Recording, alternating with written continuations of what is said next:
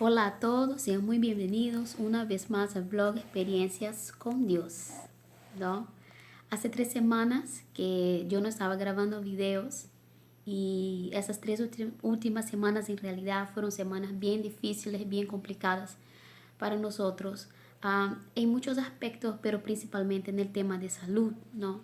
Primero se enfermó mi esposo y mientras él estaba enfermo, cayó enferma también mi hija y fue una prueba de fe muy grande para mí, de no solo de fe, pero también de fuerza física, emocional, porque yo tenía que estar pendiente de los dos todo el tiempo.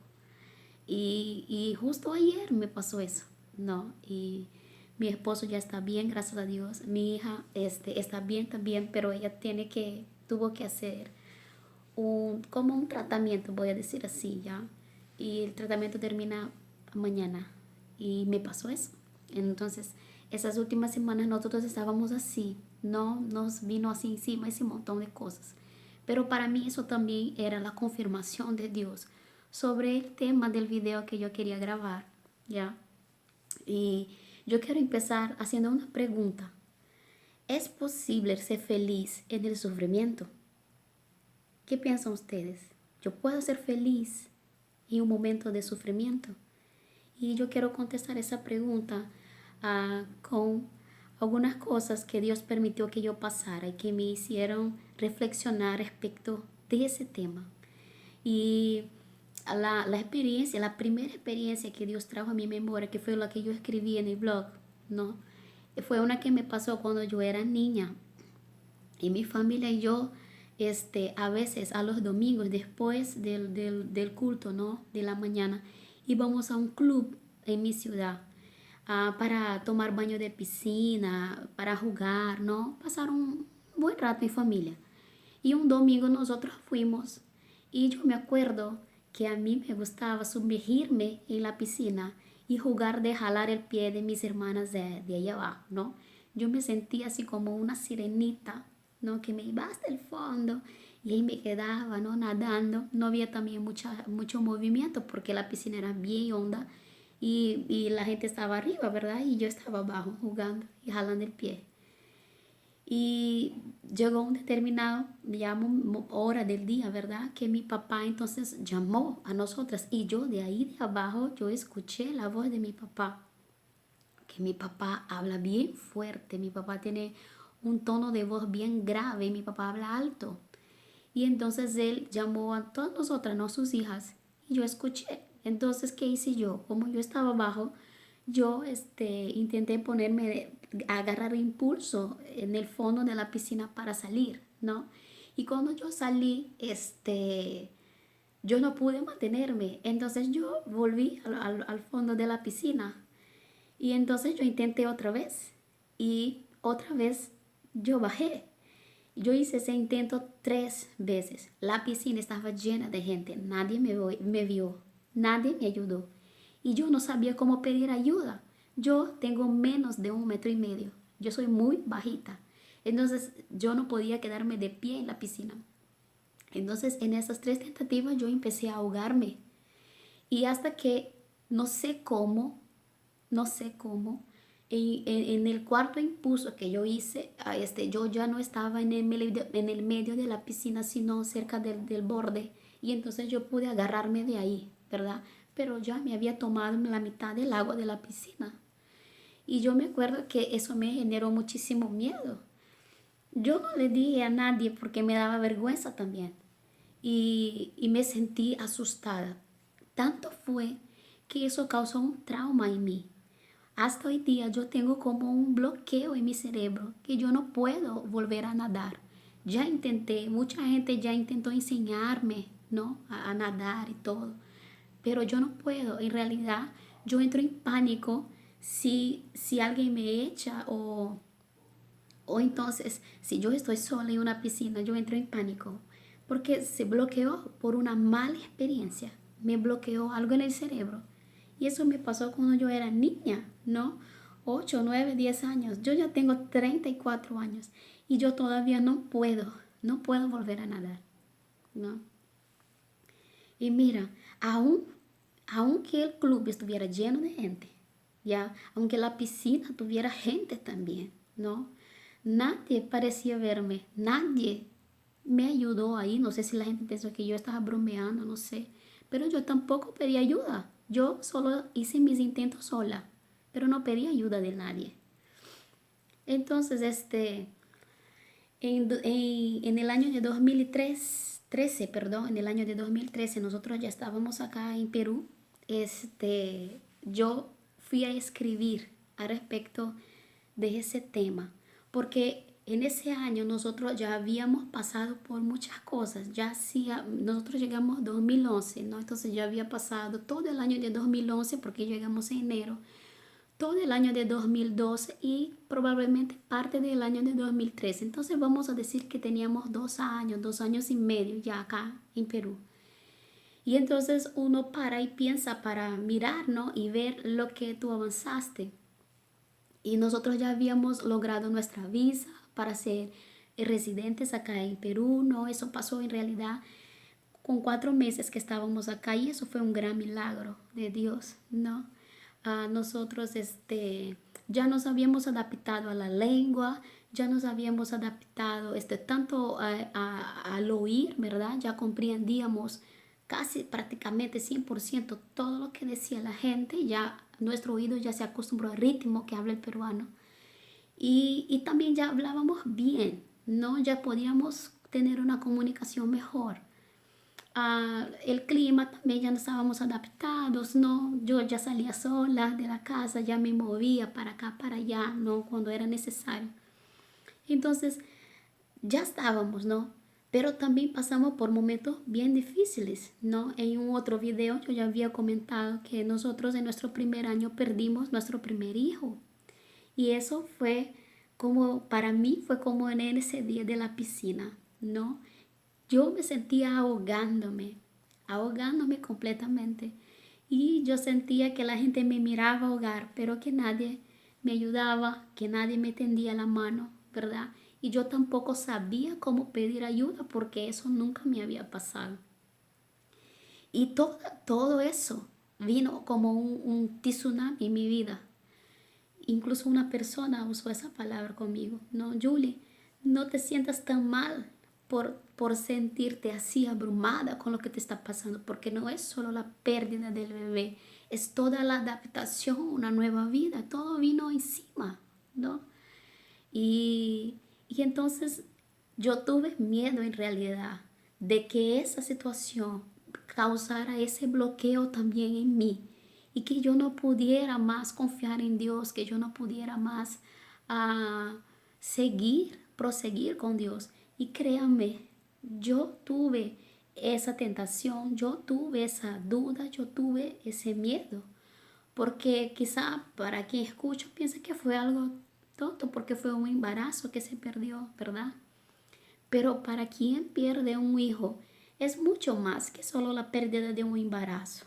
Es muchísimo más, ¿no? Quien se mudó a vivir en otro país sabe cómo es difícil la adaptación. Entonces, no es solo eso, es un montón de factores, ¿verdad?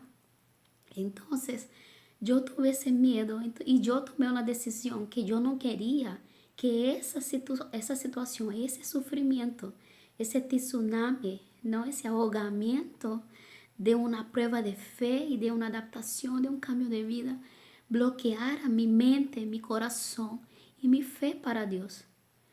Y entonces yo decidí que yo iba a estudiar más la Biblia. Mi refugio fue literalmente la palabra de Dios, ¿no? Y yo ya había también contado en otro video, en mi testimonio personal, que antes de venir a Cristo yo sufría de depresión. Entonces, la trampa para caer en ese hueco fue muy grande para mí en esa época. Y en realidad me pasó porque yo volví a tener depresión. Yo desarrollé también la síndrome del pánico y yo sufría también muchísimo de ansiedad. Y pasé eso un poco más de un año viviendo eso, ¿no? Y yo no quería ser esclava de esas cosas. Yo no quería volver a un escenario de antes de Cristo en mi vida porque ya no era más así, ¿no? Entonces yo dice, Dios, tú me abriste la herida, entonces tú me la vas a sanar. Y yo estaba tan convencida que la palabra de Dios iba a ser la cura para mí, ¿no? Que yo empecé locamente a estudiar las escrituras. Pero así como nosotros teníamos bastante tiempo libre en nuestro segundo año acá, este, yo leía la Biblia prácticamente 24 horas por día, incluso en las madrugadas yo me despertaba para leer la Biblia porque quien sufre de ansiedad sabe que a veces tú no duermes. Y entonces para que yo no estuviera pensando tonterías, yo leía la Biblia, yo oraba, yo me arrodillaba y me quedaba orando, orando, orando, ¿no? Y leyendo, y leyendo, y leyendo, pensando quizá que leer tanto me daría sueño y al final no me daba, yo solo seguía leyendo. Y, y vino la sanación. No fue rápido, no fue fácil, pero sí vino. Y la palabra de Dios sanó completamente mi mente, ¿verdad? Porque todo eso es el control de la mente, es aprender a llevar cautivo a Dios todo y cualquier pensamiento. Y la palabra de Dios me ayudó a tener ese control, no de mis pensamientos, a tener el control de mis emociones y con eso también tener el control de mis actitudes. Entonces, aunque yo no tuviera ganas de hacer muchísimas cosas por la depresión, yo hacía porque la palabra de Dios me motivaba a hacer lo correcto todo el tiempo, ella me jalaba a hacerlo. Y entonces yo estaba ahí, ¿no? Y me enamoré. Y quien me conoce sabe de mi pasión por la palabra de Dios, ¿no? Por lo general nosotros tenemos una falsa idea de que el sufrimiento solo viene para nublar, el sufrimiento solo viene para castigar nosotros de algo malo que hicimos, de un pecado que cometimos, ¿no? Entonces, después de esos 2 años y medio de Perú, pasando por muchas cosas, aparte de eso, ¿no? De la adaptación, de la pérdida del bebé, pero también del empezar una iglesia del cero, ¿no? En otro país, en otra cultura, eso también nos chocó bastante. Y había gente que hacía comentarios no sabios, porque la gente pensaba que iba a ser como es en Brasil, ¿no? Que nosotros íbamos tener los mismos resultados o con la misma rapidez que nosotros teníamos en Brasil, pero y la gente olvidándose que estábamos en otra cultura. Entonces, todo eso a veces generaba frustración también y tristeza y generaba también ansiedad respecto de, wow, ¿cuánto vamos a ver frutos de todo el esfuerzo que estamos haciendo? Porque nosotros nos esforzábamos bastante, salíamos todos los días y caminábamos nuestro barrio completamente tocando cada puerta para conocer personas, inventábamos locuras para que pudiéramos conocer gente y poder invitar a la gente para escuchar a Cristo, ¿verdad? Y las respuestas no eran iguales. Y todo eso entonces a veces te ahogaba, te pensaba, wow, ¿será que yo realmente estoy en el lugar correcto? Y el Espíritu Santo todo el tiempo diciendo, sí, está en el lugar correcto. Solo sigan haciendo lo que tienen que hacer. Y no es fácil, no es fácil cuando tú sabes que tú estás en el camino correcto, pero las circunstancias a tu alrededor te muestran al contrario, ¿verdad? Pero el Espíritu Santo te sigue diciendo, ese es. No te desvíes de ahí, Julie, ese es el camino. Esa es mi voluntad, sigue haciéndola. No, pero tú miras a tu alrededor y no es así. No es fácil, no es. Y entonces yo empecé a buscar en la palabra de Dios, ¿verdad? ¿Cuál es? Si era posible que en medio a tanto sufrimiento, a tantas dificultades que pasaban con nosotros acá, era posible que nosotros sintiéramos felicidad, alegría, ¿no? La primera asociación con la Biblia, porque yo voy a dar un montón de versículos para ustedes, es este, porque yo estudié sobre eso, ¿ya? Es la historia de cuando Jesús calma la tormenta, ¿verdad? Jesús estaba en el barco, iba a cruzar el lago con sus discípulos y de repente vino una tempestad y uno de los evangelios dice que no era solo la barca de Jesús y sus discípulos, había otras barcas que también lo siguieron. Ustedes pueden encontrar ese relato, ¿no? De Jesús en Mateo capítulo 8, del versículo 23 al 27 también está registrado en Marcos capítulo 4 del 35 al 41 y también Lucas 8 del 22 al 25. Y mientras ellos estaban cruzando, Jesús durmió porque él estaba cansado. En realidad, la idea de Jesús era dormir. Y de repente vino la tormenta, ¿no?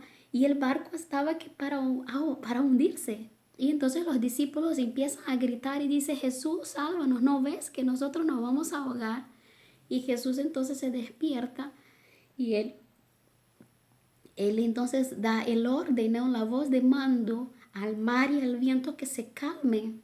Y él mira a sus discípulos y dice, ustedes no tienen fe. Aún cuando Jesús estaba ahí en el barco, ¿verdad? Él estaba ahí. Los discípulos ya habían visto a Jesús realizar muchísimos milagros. Ellos ya habían escuchado muchísimas palabras de sabiduría que venían de parte de Cristo. Y aún así, cuando Jesús estaba dentro del barco en un momento de tormenta, ellos pensaron que ellos no iban a sobrevivir, ¿no? Y Jesús les mira, ustedes no tienen fe. Y aunque Jesús esté en nuestro barco, en nuestra vida, eso no quiere decir que nosotros no vamos a pasar por momentos de tribulación, por momentos de tristeza, por momentos de dificultad. Eso es una mentira del diablo, ¿no? Esa falsa teología de que ven para Jesús y ya no vas a tener problemas, eso es mentira. Jesús mismo dice en Juan 16:33, ¿no? Él dice, les he dicho todo lo anterior. Y si ustedes leen el capítulo 16 de Juan, todo lo anterior estaba hablando que, mira, les van a perseguir, les van a matar, les van a despreciar, les van a rechazar, les van a hacer un montón de cosas horribles a ustedes, mis discípulos, ¿ya?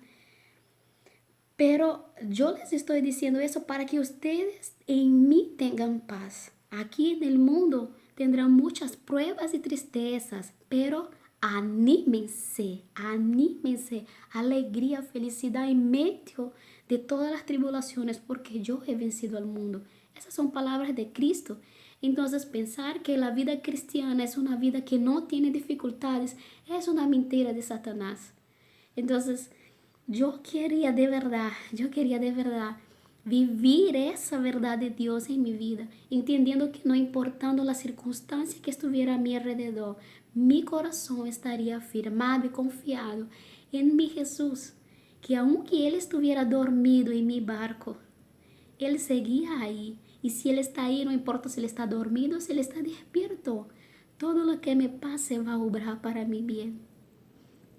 No, mira también lo que dice Santiago capítulo 1 y ese fue uno de los versículos que más me impactó cuando yo estudié sobre eso. Santiago capítulo 1 de versículo 2 al versículo 5 dice así, amados hermanos, cuando tengan que enfrentar cualquier tipo de problemas, considéralo como un tiempo para alegrarse mucho. Voy a repetir, cuando tengan que enfrentar cualquier tipo de problema, considérenlo como un tiempo para alegrarse mucho. Porque ustedes saben que siempre que se pone a prueba la fe, la constancia tiene una oportunidad para desarrollarse. Así que dejen que crezca, pues una vez que su constancia se haya desarrollado plenamente, serán perfectos y completos y no les faltará nada. No, antes yo tenía esa misma idea que la mayoría de la gente tiene. Si yo estoy sufriendo es porque yo cometí un pecado y Dios me está castigando. No, pero no. Después de todo eso yo aprendí que cuando nosotros sufrimos por la causa de Cristo, cuando nosotros sufrimos en Cristo, el sufrimiento nos fortalece y eso es motivo de alegría para nosotros y no de tristeza. Y hay tantos ejemplos bíblicos, ¿verdad? Abraham fue puesto a prueba cuando Dios le pidió a Isaac. Y Abraham no titubeó, obedeció, pero piensa que fue fácil para él. Claro que no. A José sufrió un montón, sufrió injusticia, fue a la cárcel, no, wow, tantas cosas, pero aún así José era bienaventurado, era dichoso. Job, ¿qué habla de Job, verdad? No. Y mira, el sufrimiento de Cristo, Él hace visible el sufrimiento en Cristo, cuando nosotros sufrimos por la causa de Cristo, la gloria de Dios se hace visible en nuestras vidas. El nombre de Dios es glorificado cuando pasamos por la prueba. Cuando pasamos por el sufrimiento y la dificultad, el nombre de Dios es glorificado. Y eso es lo máximo, porque cuando Dios glorifica su nombre a través de nuestra vida, es porque es bendición para nosotros. No. Nuestros sufrimientos en Cristo también nos capacitan a consolar otras personas. Eso es lo que dice 2 de Corintios capítulo 1 del versículo 3 a 4. Dice así: alabado sea el Dios y Padre de nuestro Señor Jesucristo, Padre misericordioso y Dios de toda consolación, que nos consuela en todas nuestras tribulaciones, para que con el mismo consuelo que de Dios hemos recibido, también nosotros podamos consolar a todos los que sufren. ¿Sabe lo que dice 1 de Pedro 5:10?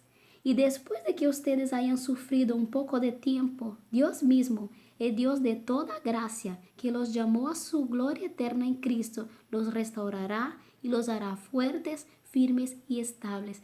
Dios permite el sufrimiento, pero Él también nos restaura, nos fortalece, nos hace firmes y también nos hace personas estables. Es para la gloria de Dios. ¿No? Otra parte positiva del sufrimiento en Cristo en nuestras vidas es que el sufrimiento amoldea nuestro carácter al carácter de Cristo. Mira lo que dice Filipenses capítulo 3 versículo 10. Lo he perdido todo, el apóstol Pablo está diciendo, lo he perdido todo a fin de conocer a Cristo, experimentar el poder que se manifestó en su resurrección, participar en sus sufrimientos y llegar a ser semejante a Él en su muerte. Entonces, sí es posible experimentar alegría mientras pasamos por momentos de dificultad, mientras pasamos por momentos de prueba, mientras pasamos por momentos de baja. No, si el motivo por el cual estamos sufriendo es por la causa de Cristo, es en Cristo. Y cuando yo digo en Cristo, yo estoy diciendo que es porque estamos participando, no del sufrimiento de Él. O entonces yo quiero que ustedes entiendan que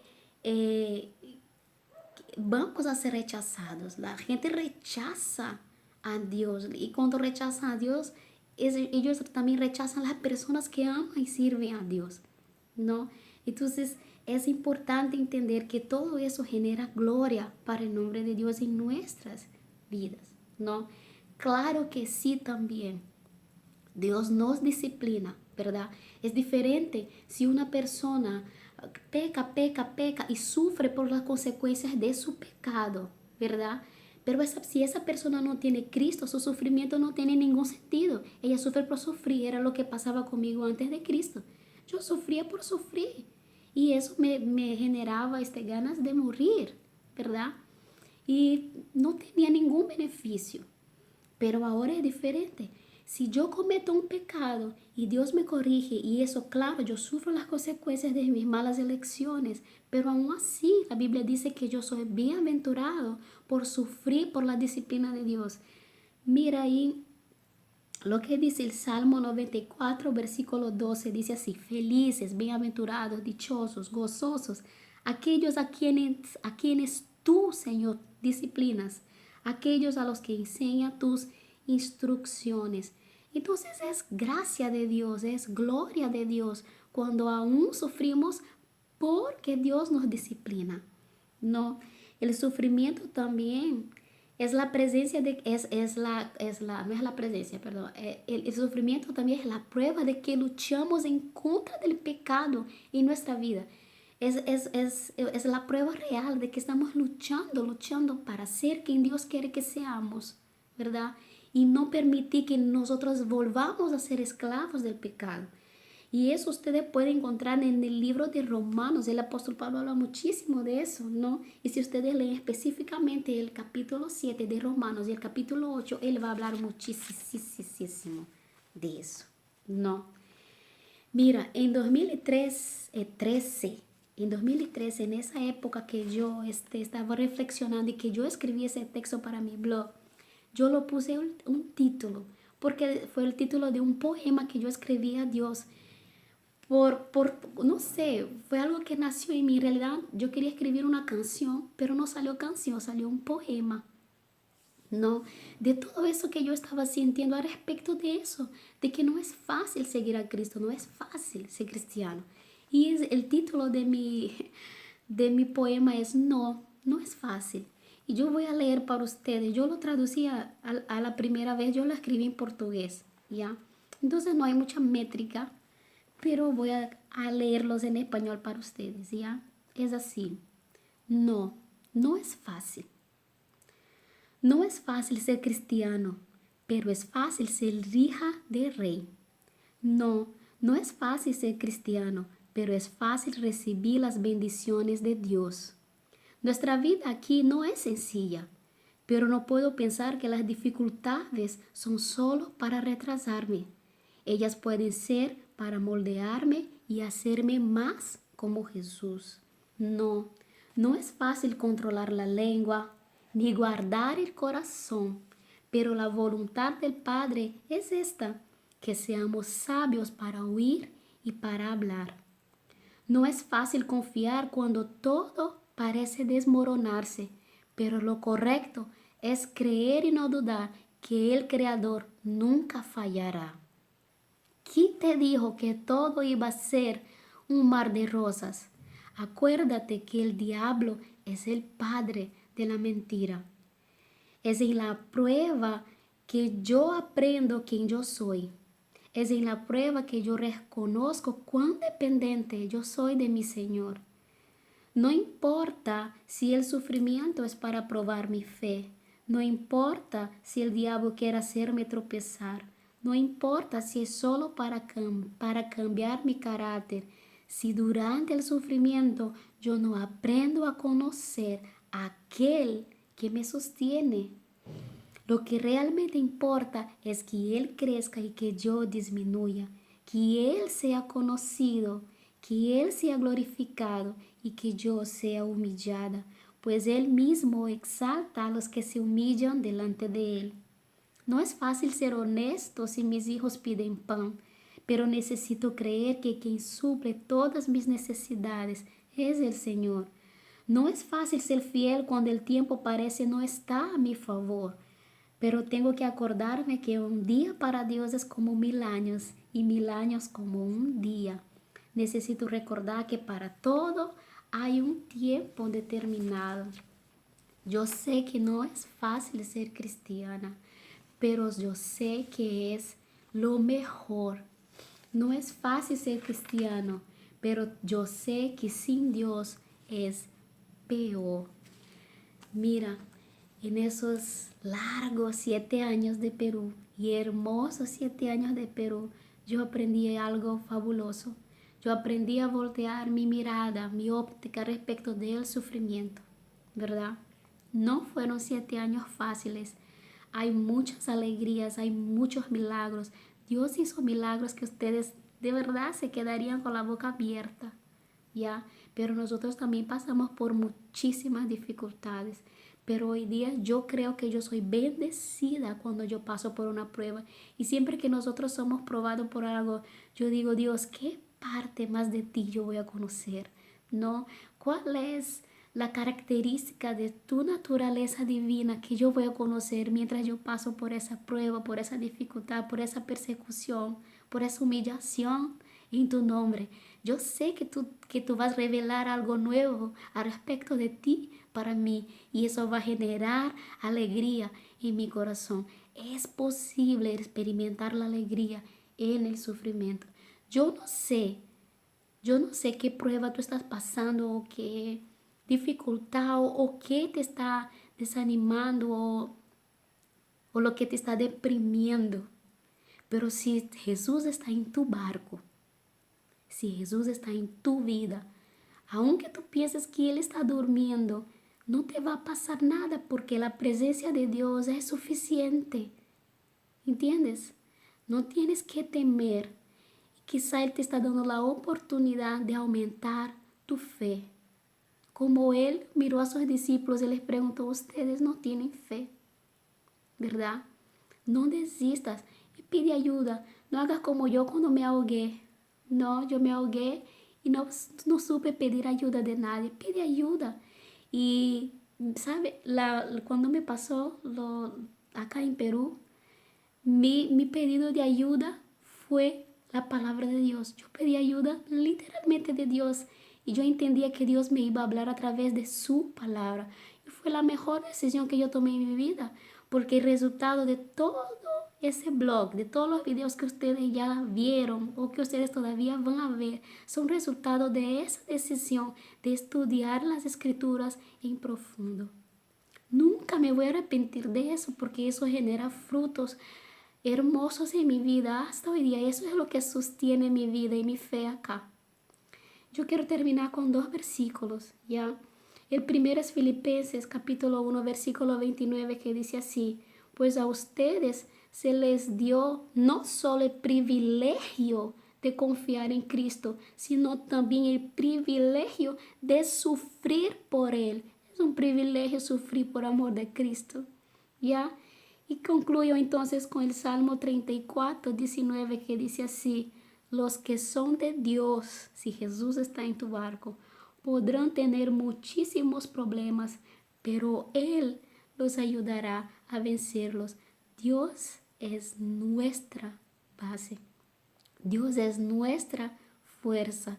Y si Él está conmigo, no importa lo que me pase, aunque yo pierda esa vida física acá, no es el fin para mí. No es el fin para mí. ¿Entienden? Porque mi vida no es solo acá, mi vida es toda la eternidad. Y eso para mí es lo máximo. Yo no tengo miedo más de las tormentas de la vida, porque mi alegría está de que en ellas el nombre de Dios va a ser glorificado a través de mi vida y que ellas no representan las tormentas de acá, el fin de mi vida. Que Dios te bendiga muchísimo. Ojalá ese video también te haya bendecido. Compártelo si bendice a otras personas también. Nos vemos entonces en el próximo video.